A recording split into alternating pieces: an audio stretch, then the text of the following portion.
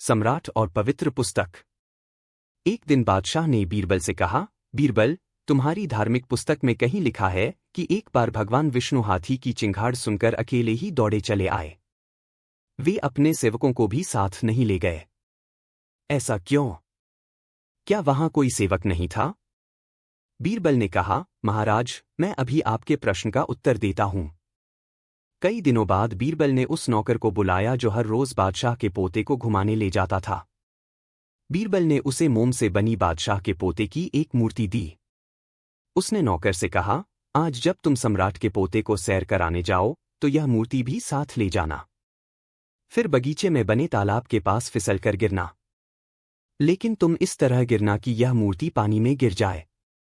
तुम्हारा यह सफल प्रदर्शन तुम्हें अच्छा इनाम दिलाएगा। नौकर ने वैसा ही किया जैसा बीरबल ने उसे करने को कहा था। जैसे ही वह टैंक के पास पहुंचा, वह जानबूझकर फिसल गया और मूर्ति टैंक में गिर गई। ओना मोट। सम्राट ने अपनी बालकनी से यह सब होते देखा।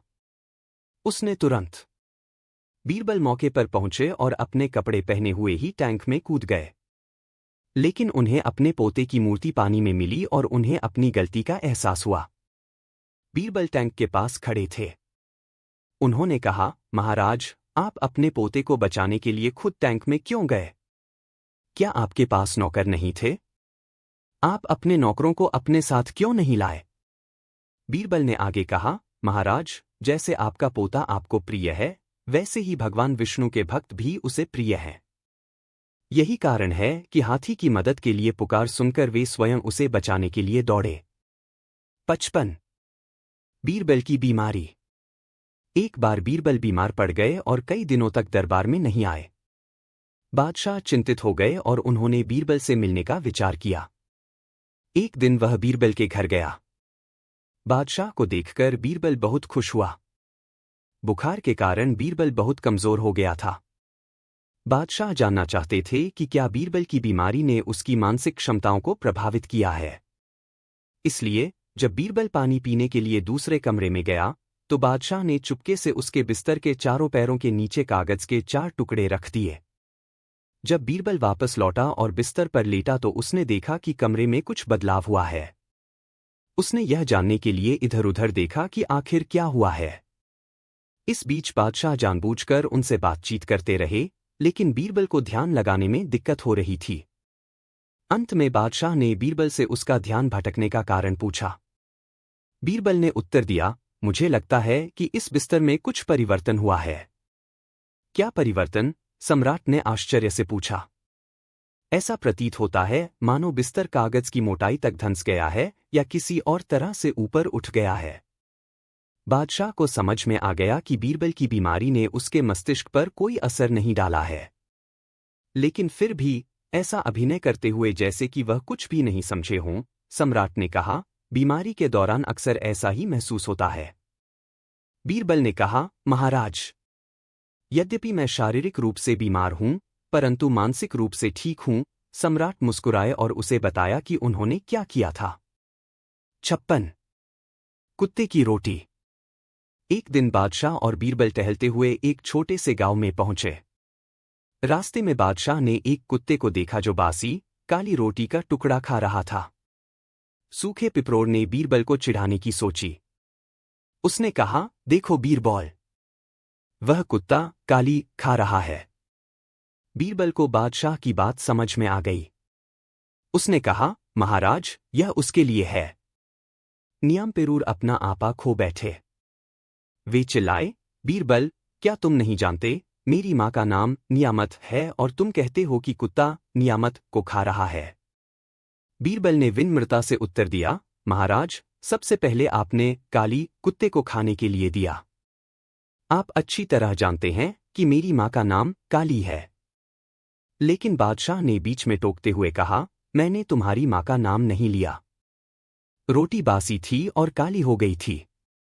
बीरबल ने जवाब दिया, लेकिन मैंने भी आपकी बात को गंभीरता से नहीं लिया महाराज। मैंने तो कहा था कि रोटी चाहे कितनी भी बासी और काली क्यों न हो, वह उस भूखे कुत्ते के लिए नियामत यानी स्वाद है। मेरा मतलब आपकी माँ का अपमान करना नहीं था। 57। दौलत। एक दिन बादशाह अकबर के दरबार में काम करने वाले एक गुलाम दौलत ने डोम की गलती की और बादशाह अकबर के क्रोध का पात्र बन गया। बादशाह अकबर ने उसे दरबार से बाहर जाने को कहा। उसने दौलत को दरबार से बाहर जाने को कहा। बीरबल के घर गए। बीरबल ने उनकी बात सुनी और सुझाव दिया, एक बार फिर आप दरबार में जाएं और बादशाह से पूछें, दौलत आया है, उसे रुकना चाहिए या चले जाना चाहिए। बादशाह उसे वापस देखकर हैरान हो गए। दौलत ने उनसे कहा, मुझे माफ कर दीजिए महाराज, दौलत को रहना चाहिए या खत्म हो जाना चाहिए। बादशाह दौलत, धन के दोहरे अर्थ से खुश हुए। उन्होंने कहा, इसे रहने दीजिए। कोई भी संतुलित मनस्थिति वाला व्यक्ति यह नहीं कहेगा कि दौलत, धन चला जाए। बादशाह ने उससे पूछा, बताओ, यह विचार तुम्हें किसने दिया? दौलत ने कहा, बीरबल जी ने दिया था महाराज। 58 व्यापारी अधिक चतुर हैं। एक दिन बीरबल और बादशाह छत पर खड़े होकर आपस में बातें कर रहे थे। बादशाह ने सहजता से बीरबल से पूछा, बीरबल, सभी लोगों में सबसे चतुर कौन है? महाराज, व्यापारी सभी लोगों में सबसे चतुर हैं, बीरबल उत्तर दिया। लेकिन अकबर ने बीरबल से अपनी बात साबित करने को कहा। बीरबल ने एक नौकर से उड़द की दाल लाने को कहा। फिर उसने दिल्ली के 1 दर्जन प्रमुख किराना व्यापारियों को दरबार में बुलाया। व्यापारी चिंतित हो गए, लेकिन उनके लिए निमंत्रण को अस्वीकार करना संभव नहीं था। इसलिए वे दरबार में इकट्ठे हुए। बादशाह भी वहां मौजूद थे। फिर बीरबल ने हर व्यापारी की हथेली पर दाल के कुछ दाने रखे और उनसे दाल का नाम पूछा। बीरबल के सवाल ने व्यापारियों को काफी हद तक हैरान कर दिया। उन्होंने सोचा, यह दाल इतनी आम है कि हर कोई इसके बारे में जानता है। यह हर जगह मिलती है। फिर भी बीरबल इसे पहचानने के लिए कह रहा है। इसका मतलब है कि इसमें कुछ गड़बड़ है। हमें सोच समझकर जवाब देना चाहिए, नहीं तो हमें बुरा भला कहना पड़ सकता है। अंत में एक पंसारी ने कहा, सरकार, कृपया हमें आपस में सलाह मशविरा करने का कुछ समय दीजिए, फिर आपके प्रश्न का उत्तर देंगे। ठीक है, बीरबल ने कहा। बादशाह उत्सुकता से यह सब देख रहे थे। सभी व्यापारी आपस में विचार विमर्श करने लगे। उन्होंने सोचा, अगर हम कहेंगे कि यह उड़द की दाल है तो बादशाह को बुरा लगेगा, क्योंकि उन्हें पहले से ही पता है कि यह उड़द की दाल है। बहुत सोचने के बाद भी वे किसी निर्णय पर नहीं पहुंच सके तो बीरबल बोले, चलो, इसका नाम बताओ। तभी एक व्यापारी बोला, महाराज, यह मूंग दाल है। फिर दूसरे व्यापारी ने कहा, महाराज, यह चना दाल है। लेकिन मुझे इसका नाम ठीक से याद नहीं आ रहा। तीसरे व्यापारी ने कहा, मुझे लगता है यह अरहर दाल है। सम्राट उन गलत उत्तरों को सुनकर चिढ़ गया और बोला, अरे मूर्खों, यह तो उड़द की दाल है। एक बार सभी व्यापारी एक साथ बोले, आप ठीक कहते हैं महाराज, यही इस दाल का नाम है। बीरबल ने कहा, ठीक नाम तो आप स्वयं बताइए।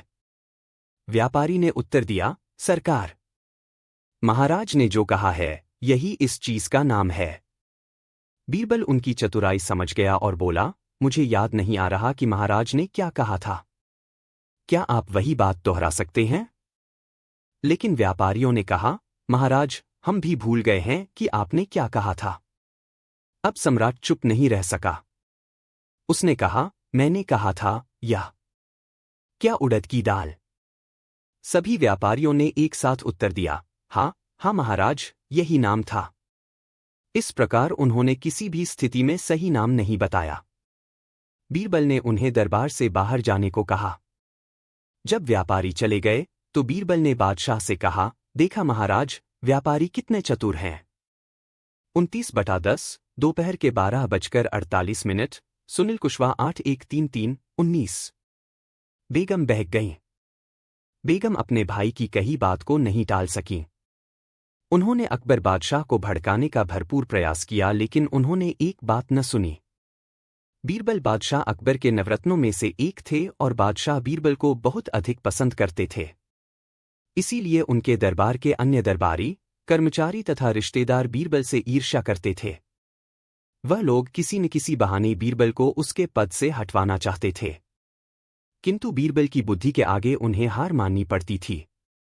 काफी कोशिश करने के बाद बीरबल के विरोधियों ने जब यह समझ लिया कि इस तरह से उनको हटाना संभव नहीं है, तब उन सबने मिलकर बेगम के भाई को भड़काते हुए उससे कहा, आप तो महाराज के रिश्तेदार हैं और बुद्धिमान तथा कुशल भी हैं, फिर भी आप जैसे कुशल व्यक्ति के रहते अकबर बादशाह एक हिंदू को अपना प्रधानमंत्री बनाए, इसमें सबसे ज्यादा आपका ही अपमान है। इस प्रकार की बातें कहकर समझा बुझाकर उसे बेगम के पास भेजा।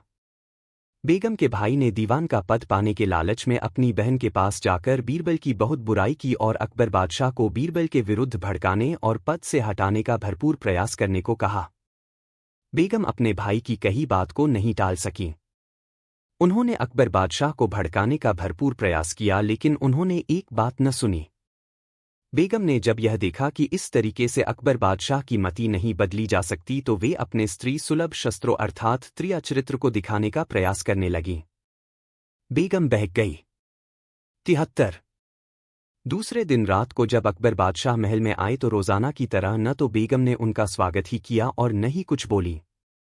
अकबर बादशाह ने बेगम की नाराजगी का कारण समझ लिया, पर अनजानों की तरह बनकर इस नाराजगी का कारण पूछने लगे। बेगम ने आंखों में बनावटी आंसू लाते हुए कहा, यदि आप मुझे खुश देखना चाहते हैं तो बीरबल को उसके पद से हटाकर उसके स्थान पर किसी ऐसे व्यक्ति को दीवान बनाइए जो कि मुसलमान हो, नहीं तो मेरी नाराजगी समाप्त नहीं होगी। बेगम की यह तरकीब काम कर गई। वह घबरा गए। कुछ देर चुप रहकर सोचने के बाद वह बेगम से बोले, बिना किसी अपराध के बीरबल को निकाल देने से जनता बिल्कुल भी खुश नहीं होगी और विद्रोह भी कर सकती है। तुम कोई ऐसी तरकीब निकालो जिससे बीरबल अपराधी साबित हो जाए। ऐसा होते ही शर्मिंदा होकर वह स्वयं ही पद छोड़कर कहीं चला जाएगा, क्योंकि वह बहुत स्वाभिमानी है। बेगम को अकबर बादशाह की बातों से कुछ उम्मीद नजर आई। वह कोई तरकीब सोचने लगी। कुछ देर बाद खुशी से बेगम का चेहरा खिल उठा, इसकी एक सरल तरकीब मेरी समझ में आ गई है। कल सुबह होते ही आप नाराज होकर बाग में चले जाएं और बीरबल से कहें कि बेगम को मनाने के लिए बुला लाओ। अगर नहीं ला सके तो आप पद से हटा दिए जाओगे। अकबर बादशाह ने बेगम की बात से सहमति जताई। सुबह होते ही अकबर बादशाह तथा बेगम में अनबन होने की खबर जब बीरबल को मिली तो बादशाह से मिलने बाग में गए। उन्हें देखकर अकबर बादशाह ने उनको बेगम की योजना के अनुसार बात को कह सुनाया। बीरबल ने भी अपने बाल धूप में सफेद नहीं किए थे। वह बुद्धिमान और अनुभवी व्यक्ति थे। वह सब चाल समझ गए।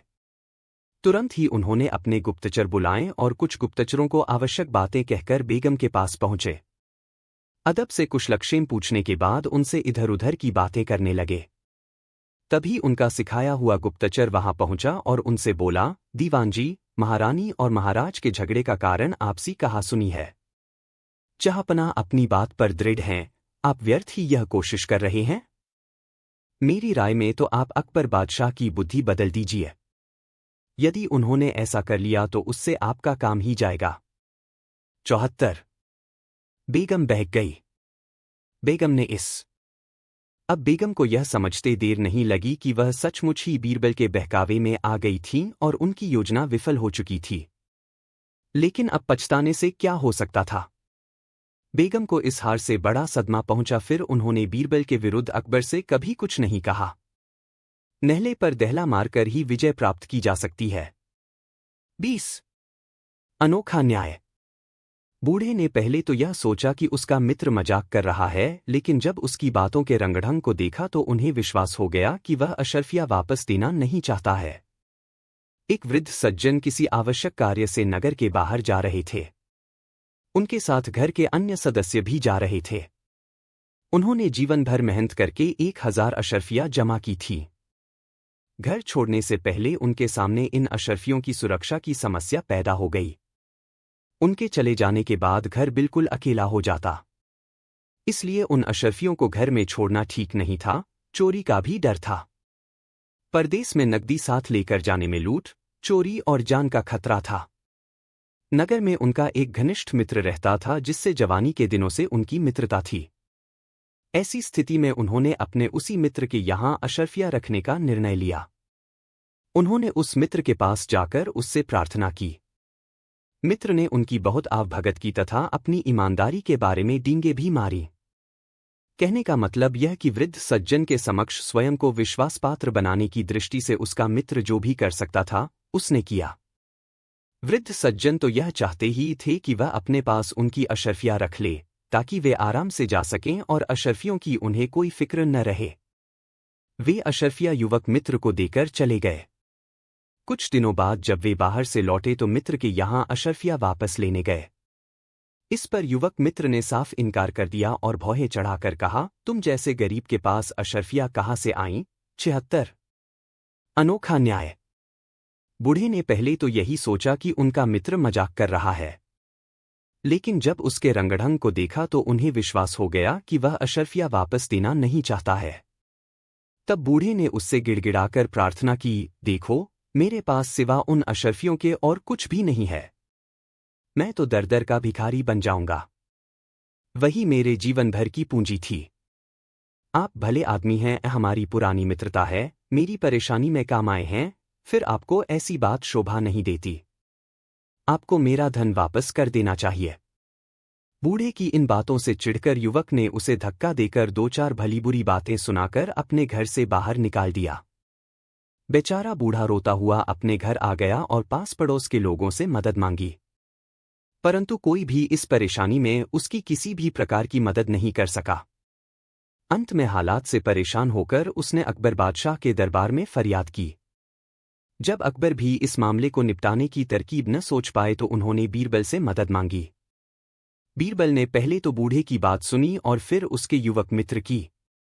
दोनों पक्षों के बयान लेकर बीरबल ने वृद्ध सज्जन से पूछा, जिस समय तुमने अशर्फिया अपने मित्र को रखने के लिए दी थीं, क्या उस वक्त वहां कोई मौजूद था? मैं था और मेरा यह मित्र था।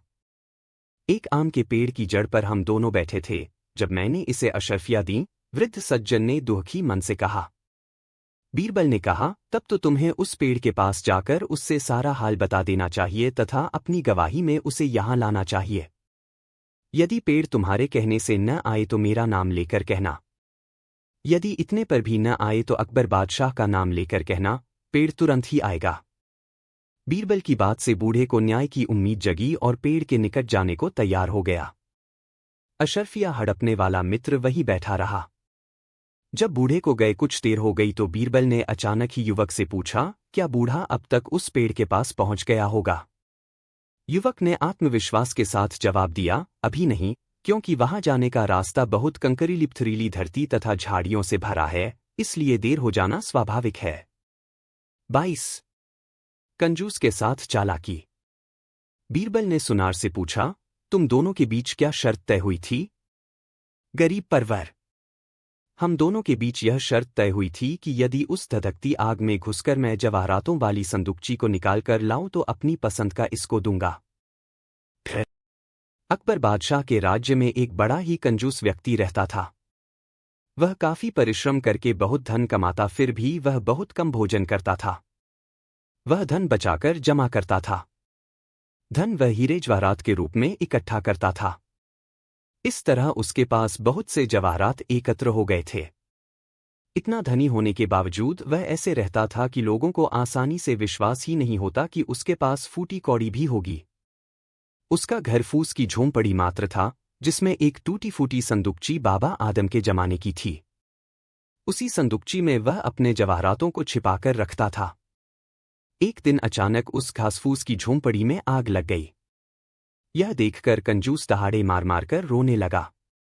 उसका शोर सुनकर उसके आस पड़ोस के लोग दौड़ते हुए आए और आग बुझाने में मदद करने लगे, लेकिन आग बुझने की अपेक्षा और अधिक भड़कती गई।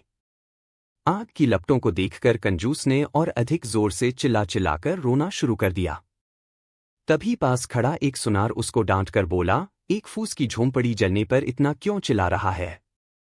झोंपड़ी का क्या है, दोबारा बन जाएगी। 23। खाने के बाद लेटना क्यों जरूरी? उस दिन बीरबल ने चुस्त पाजामा पहना। पाजामे को पहनने के लिए वह कुछ देर के लिए बिस्तर पर लेट गया। फिर कपड़े पहनकर वह नौकर के साथ चल दिया। एक बार अकबर को बीरबल ने यह कहावत सुनाई थी कि खाकर लेट तीन और मारकर भाग जा। यह अच्छे लोगों की पहचान है। जो लोग ऐसा करते हैं उन्हें जिंदगी में किसी भी प्रकार का दुख नहीं उठाना पड़ता। वे अपना जीवन सुख व्यतीत करते हैं।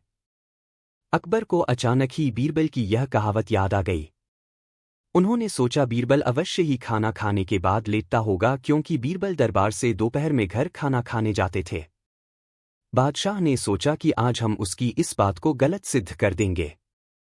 उन्होंने एक नौकर को अपने पास बुलाया और कहा, तुम बीरबल के पास जाओ। इस समय वह खाना खा रहा होगा। बीरबल से कहना कि हमने याद किया है वह जिस भी हालत में हो वैसे ही दरबार में उपस्थित हो। जो आज्ञा बादशाह सलामत। बादशाह का आदेश सुनकर नौकर बीरबल को बुलाने चला गया।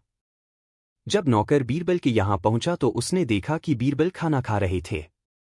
नौकर ने अकबर का आदेश बीरबल को सुना दिया। बीरबल बुद्धिमान तो थे ही, वह समझ गए कि अकबर ने उनसे क्यों तुरंत आने के लिए कहा है। इसलिए बीरबल ने भोजन करके नौकर से कहा, ठहरो, मैं कपड़े बदलकर तुम्हारे साथ ही चल रहा हूं। सबसे बड़ा हथियार क्या है? 87। हाथी दौड़ता हुआ सूंड को उठाए तेजी से बीरबल की ओर चला आ रहा था। बीरबल ऐसे स्थान पर खड़े थे कि इधर उधर भागकर भी नहीं बच सकते थे।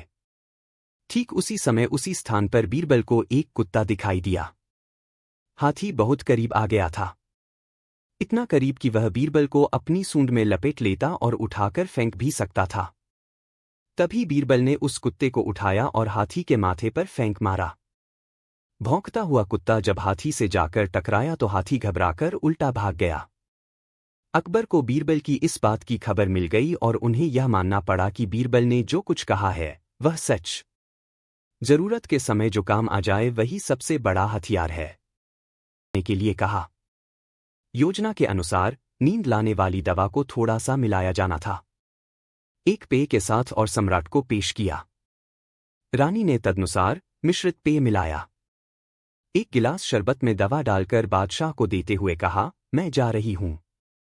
कृपया मेरे द्वारा आपके लिए विशेष रूप से तैयार किया गया यह गिलास शरबत पी लें। बादशाह ने शरबत पी लिया और कुछ देर बाद सोने चले गए। फिर रानी ने अपने सेवकों की मदद से बादशाह को बाहर निकाला। वे मेधावी थे और उसे एक पालकी में रखकर अपने आदमियों को उसे ले जाने का आदेश दिया। रानी अपनी पालकी में बैठ गईं और फिर उनके सभी सैनिक और पालकियां राजमहल से बाहर निकलकर कुछ दूरी पर स्थित रानी के पिता के घर की ओर चल दीं। बकरी को भगाओ। रानी के पिता अपनी बेटी के अचानक आने पर आश्चर्यचकित हो गए। तभी उनकी नजर पालकी में सो रहे सम्राट पर पड़ी। यह सब देखकर वे अचंभित रह गए और मुश्किल से कुछ बोल पाए। रानी ने अपने पिता को महल में हुई सारी घटना बताई। उसने यह भी बताया कि बीरबल ने ही उसे सलाह दी थी कि बादशाह को नशे की हालत में सुलाकर उसे उठाकर ले जाया जाए। लेकिन जब सम्राट जागेगा तो क्या होगा? रानी के पिता ने कहा, वह तुम्हें अवश्य दंड देगा। रानी ने कहा, अब जब मैं उसे यहां ले आई हूं तो मैं अपने साथ होने वाली किसी भी घटना के लिए तैयार हूं। सम्राट को अंदर ले जाओ। सम्राट को अंदर ले जाया गया। सम्राट की नींद खुली और वह आश्चर्यचकित रह गया जब उसने देखा कि वह अपने ससुर के घर में है और रानी उसके पास बैठी है। सम्राट क्रोधित हो गया और चिल्लाया, मुझे यहां कौन लाया है? कौन मेरा सिर कटवाना चाहता है?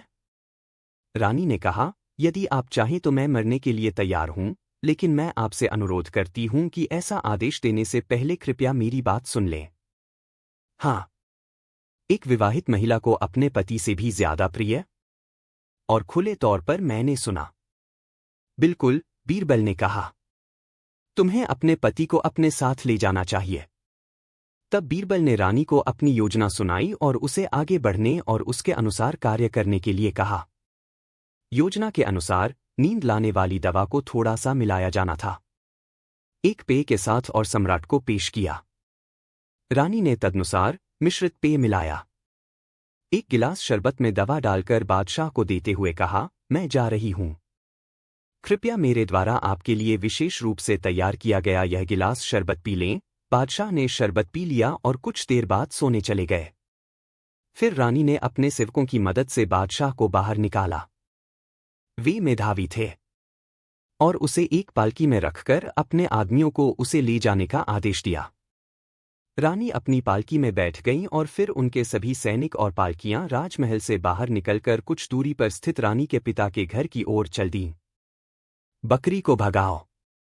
रानी के पिता अपनी बेटी के अचानक आने पर आश्चर्यचकित हो गए।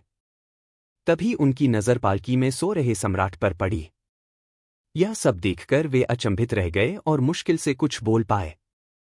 रानी ने अपने पिता को महल में हुई सारी घटना बताई। उसने यह भी बताया कि बीरबल ने ही उसे सलाह दी थी कि बादशाह को नशे की हालत में सुलाकर उसे उठाकर ले जाया जाए। लेकिन जब सम्राट जागेगा तो क्या होगा? रानी के पिता ने कहा। वह तुम्हें अवश्य दंड देगा। रानी ने कहा, अब जब मैं उसे यहां ले आई हूं तो मैं अपने साथ होने वाली किसी भी घटना के लिए तैयार हूं। सम्राट को अंदर ले जाओ। सम्राट को अंदर ले जाया गया।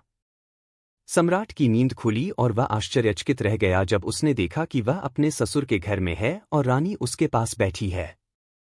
सम्राट क्रोधित हो गया और चिल्लाया, मुझे यहां कौन लाया है?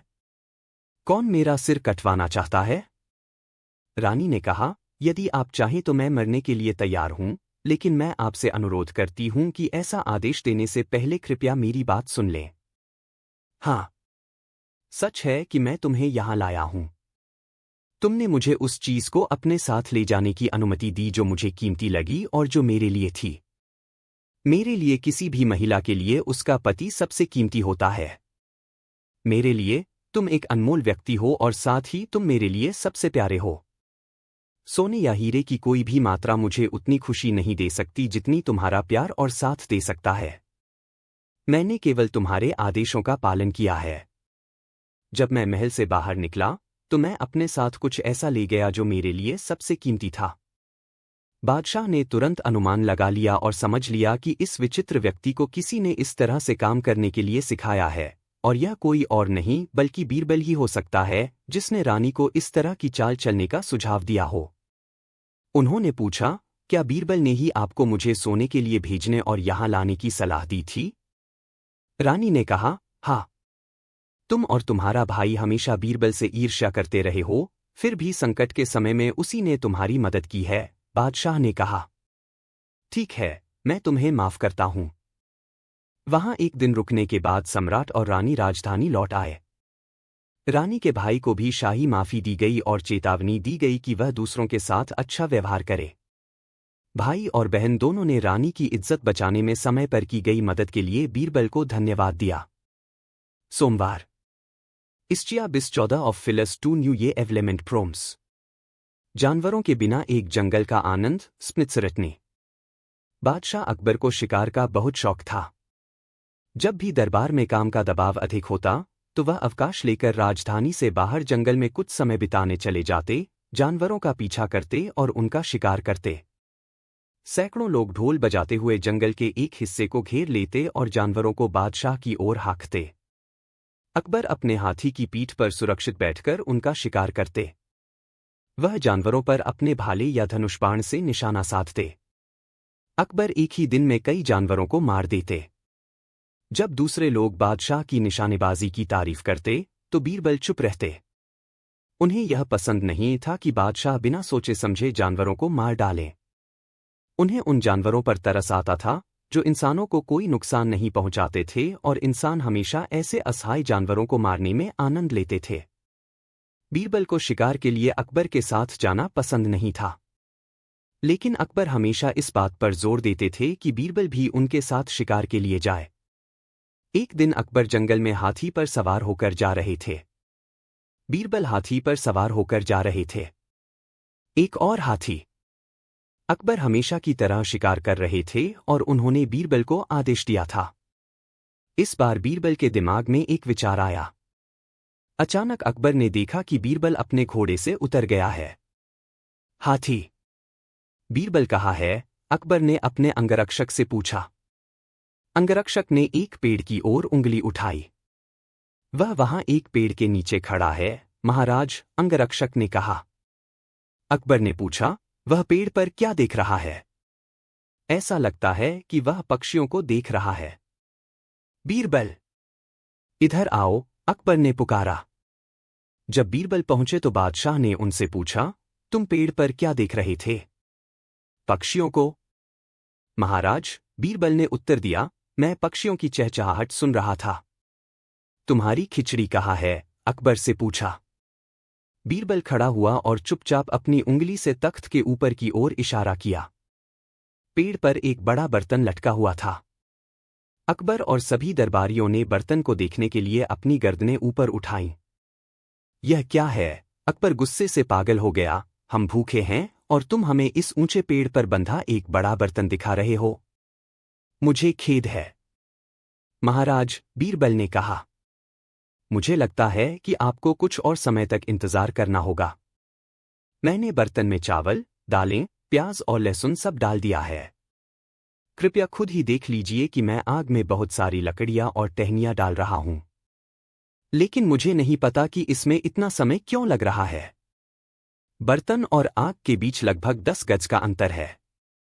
अकबर ने कहा, इतनी ऊंचाई पर लटके बर्तन तक गर्मी कैसे पहुंच सकती है? मुझे लगता है कि जमीन पर जल रही आग की गर्मी बर्तन तक पहुंच रही है, बीरबल ने कहा।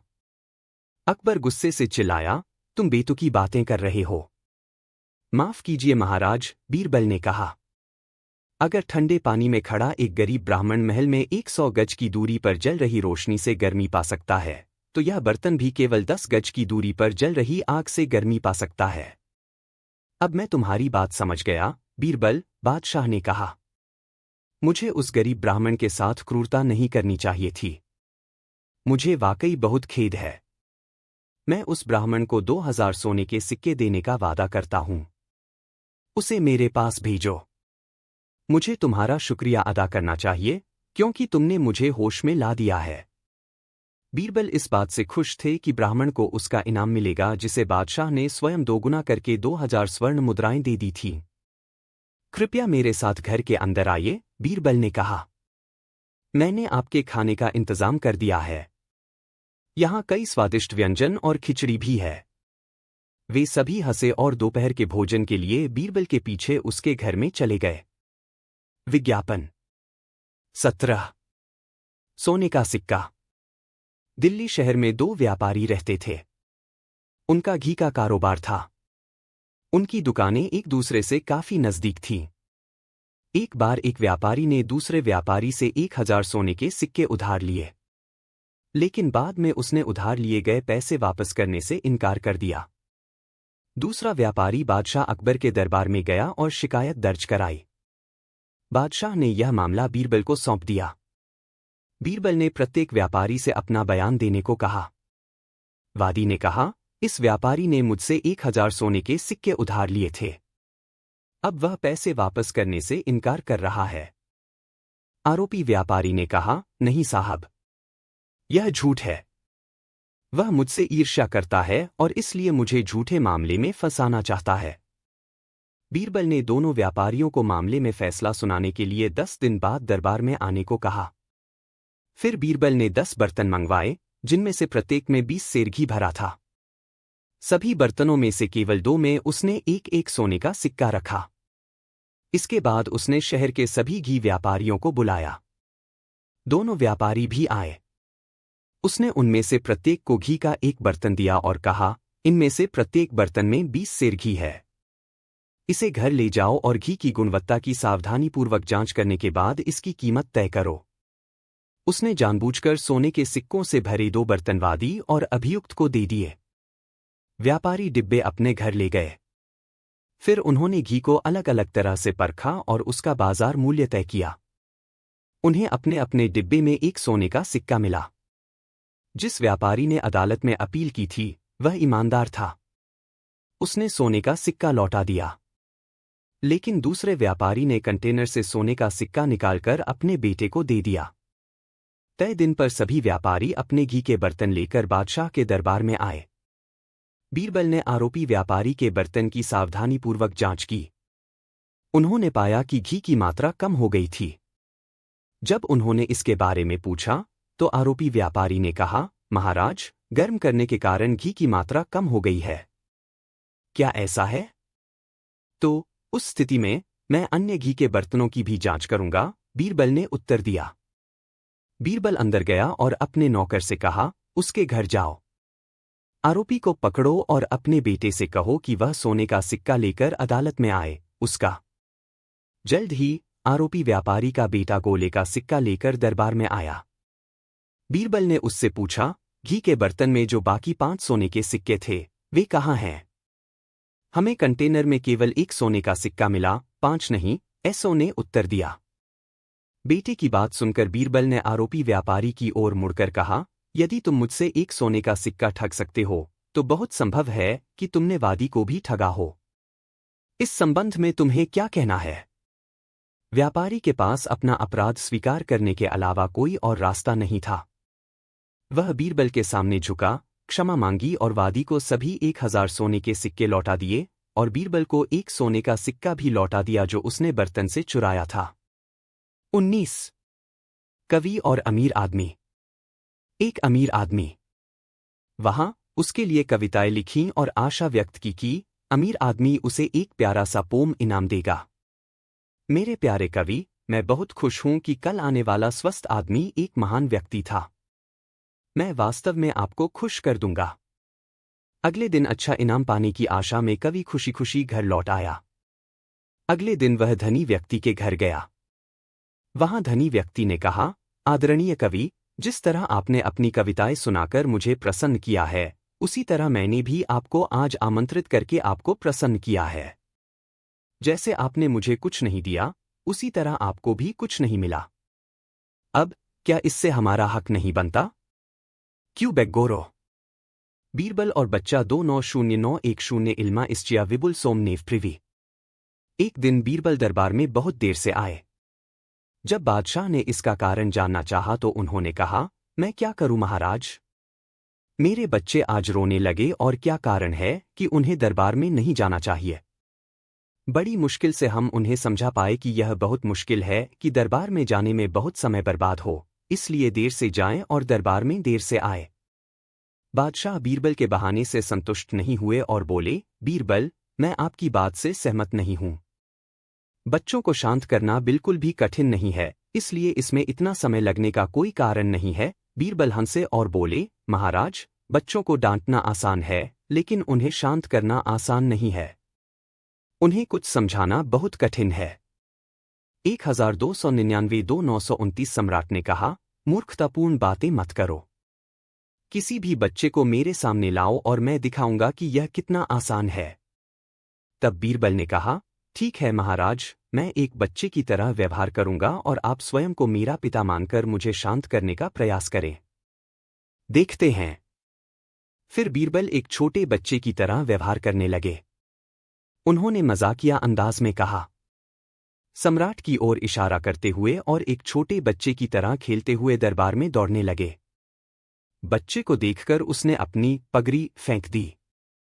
अंत में वह सम्राट की गोद में बैठ गया और अपनी मूछें नोचने लगा। बादशाह ने कहा, नहीं मेरे बच्चे, ऐसा मत करो। अच्छा लड़का बनो। लेकिन बीरबल जोर जोर से रोने लगा। फिर बादशाह ने कुछ मिठाइयां मंगवाईं, लेकिन बीरबल फिर भी रोता रहा। सम्राट को गुस्सा आया, लेकिन अपने आप को शांत रखने की कोशिश करते हुए उन्होंने कहा, क्या तुम खिलौनों से खेलना चाहते हो? ये लो, ये खिलौने ले लो। लेकिन बीरबल ने रोते हुए कहा, मुझे एक गन्ना चाहिए। विज्ञापन। लेकिन बीरबल ने खुदाई की। बादशाह मुस्कुराए और एक गन्ना लाने का आदेश दिया। जल्द ही पहरेदारों ने गन्ने का एक ढेर ला दिया। रोना बंद करो, मुझे एक बड़ा गन्ना छोटे टुकड़ों में कटा हुआ चाहिए। तब सम्राट ने पहरेदारों से कहा कि वे गन्ने को छोटे टुकड़ों में काट लें।